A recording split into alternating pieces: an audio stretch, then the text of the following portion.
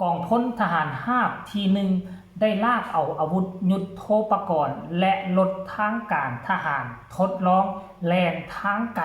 เพื่อประเมินเบิงคุณภาพเทคนิคว่าพร้อมใช้งานตลอดเวลาหรือบ่สบายดี FC แฟนคลับทั้งภายในและต่างประเทศโดยเฉพาะพี่น้องอยู่ทั้งประเทศลาวของพวกเฮามาพบมาพ้อกันคลิปนี้มีเรื่องราวข้อมูลข่าวสารเกี่ยวกับกองพลทหารราบทีหนึ่งเนาะซึ่งทุกๆปีเพิ่นก็จะได้เอาอาวุธยุทโธปกรณ์และรถที่นำใช้ขนส่งทางการทหารได้เอามาประเมินเบิงเช็คอาการเทคนิคว่าพร้อมใช้งานหรือบ่เนาะอิงตามข้อกำหนดของกระทรวงป้องกันประเทศว่าด้วยการเฮ็ดเวียกรับประกันเทคนิครถที่เข้าประจำการ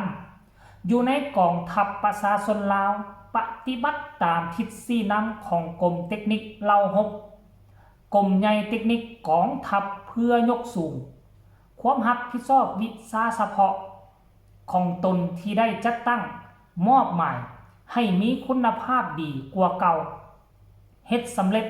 หน้าที่เวียกงานรวมในวันที่30ธันวาคม2025ที่ผ่านมานี้ห้องเทคนิคกองพลทหารราบที่1จึงได้ปฏิบัติแผนการแล่นทดลองรถเกี่ยมพร้อมสู้รบระยะไปกับ60กิโลเมตรประจำปี2025ซึ่งนำพาและชี้นำขบวนโดยสหายพันโทคำฟองวงสุนทรหัวหน้าห้องเทคนิคมีแผนกการที่เกี่ยวข้องและนักขับขี่เข้าร่วมการจัดตั้งปฏิบัติแล่นรถทางไกลก็เพื่อทดสอบรับประกันสภาพเทคนิครถเพื่อเกี่ยมความพร้อมตีราคาขั้นคุณภาพให้ถูกต้องตามข้อกำหนดและหลักการเทคนิคเพื่อปกปักรักษาพาหนะรถสำรองเกี่ยมพร้อมสู้รบให้นำใช้ได้ยาวนานแม้ใส่ปฏิบัติหนึ่งในขบวนการเรียกงานรับประกันทางด้านเทคนิคลดให้แก่กรมกองเกี่ยมพร้อมปฏิบัติหน้าที่เฮ็ดให้สภาพมีความสงบในขอบเขตกรมกองรับผิดชอบเพื่อฝึกซ้อมนักขับขี่ให้มีความชำนาญในการนำใช้รถและคุ้นเคยสภาพแวดล้อมภูมิประเทศขอบเขตเส้นทางในปัจจุบันทั้งเป็นการพัวพัน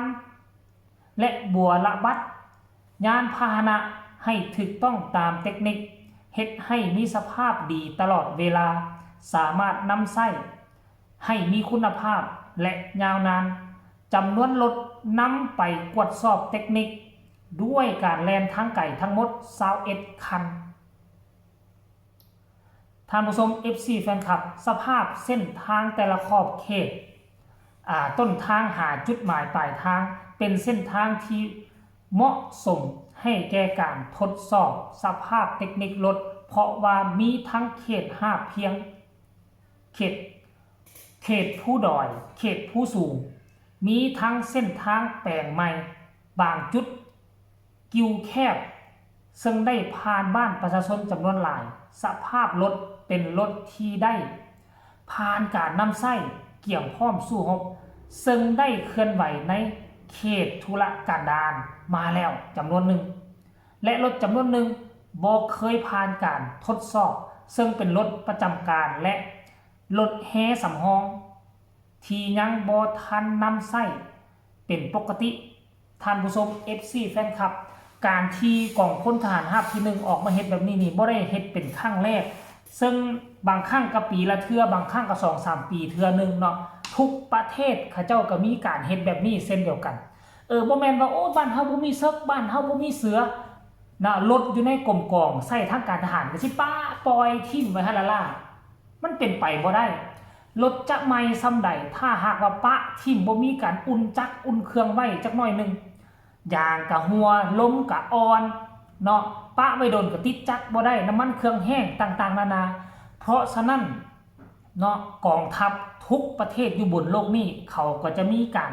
เช็คกวดสอบอยู่ตลอดเวลาเนาะปัจจุบันนี่นะลาวเฮาก็มีการเฮ็ดเช็คกวดสอบให้มันได้มาตรฐานขึ้นตืมสมัยก่อนแต่อาจจะเบิ่งกงรถหัวกะสูบล้นใส่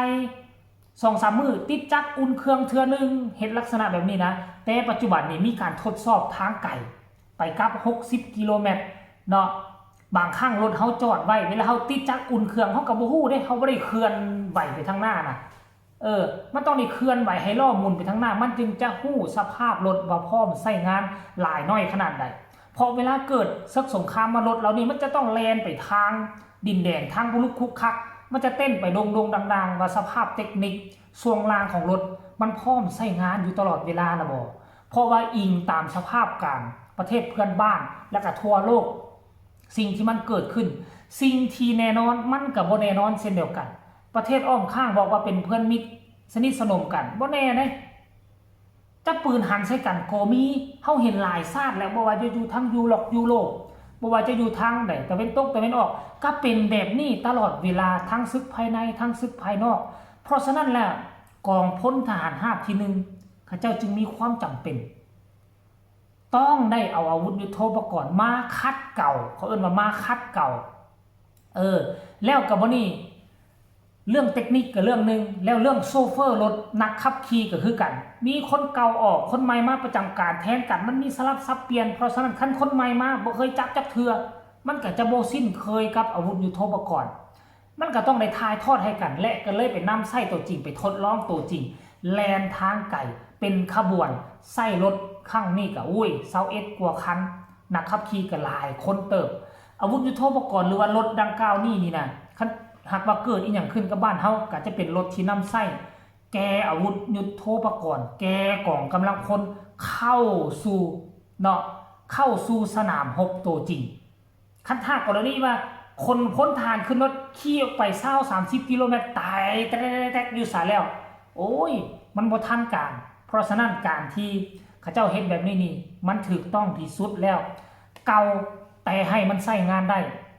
ให้มันทะลุทะลวงไปแนวหน้าได้คันเก่าแล้วบ่มีการซ่อมแปลงบ่มีการกฎการเทคนิคฮอดมือขึ้นมาเขายิงตุ้มตามใส่เฮาคนกันขึ้นรถติดจักบ่ได้อยู่หั่นโอ้ยท่านผู้ชม FC แฟนคลับ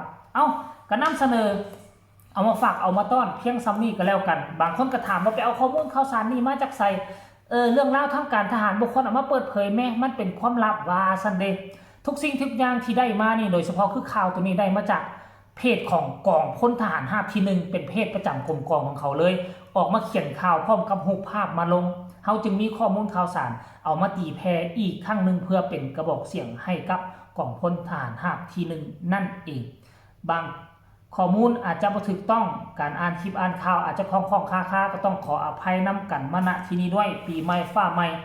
ขอให้ไอ้น้องทหารราบกองพลที่1จงมีสุขภาพเข้มแข็งร่ำรวยถึกหวยรางวัลที่1ก็แล้วกันสำหรับคลิปนี้ลาท่านผู้ชมไปก่อนสบายดี